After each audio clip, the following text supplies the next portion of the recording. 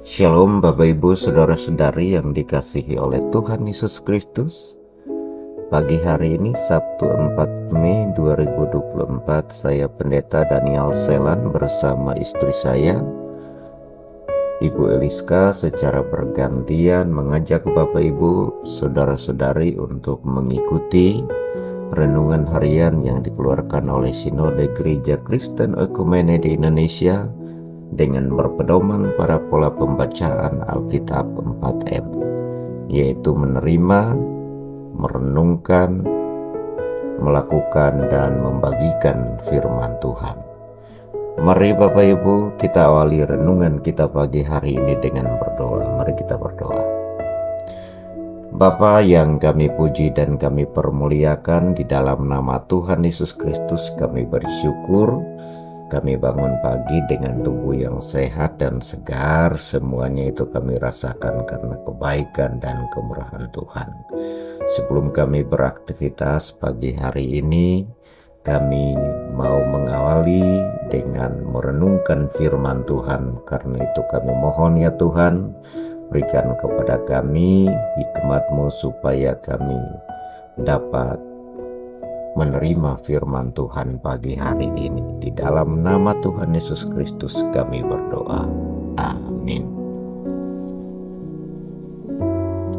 Bapak Ibu yang dikasihi oleh Tuhan Yesus Kristus, bacaan dan renungan kita pagi hari ini terambil dari Kisah Para Rasul 8 ayat 40 dengan tema Penyaksi Kristus Hidup dalam Misi Allah.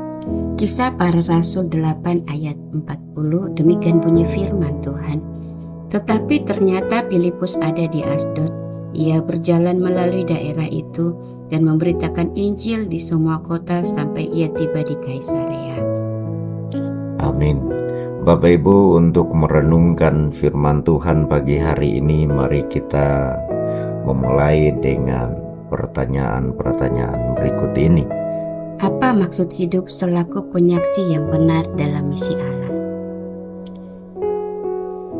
Maksud hidup selaku penyaksi yang benar dalam misi Allah adalah pelayan yang hidup dalam kemurnian iman, hidup dalam kesucian diri, dan hidup dalam panggilan tulus melayani sesama.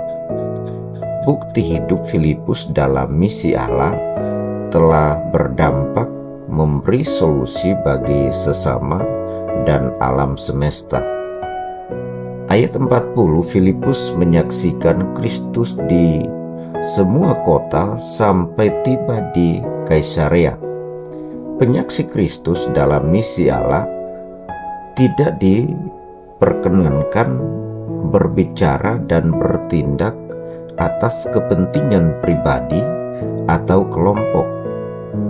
Jika kita membandingkan dengan Kolose 3 ayat 16 dan 17, hendaklah perkataan Kristus diam dengan segala kekayaannya di antara kamu, artinya hidup selaku penyaksi dalam misi Allah.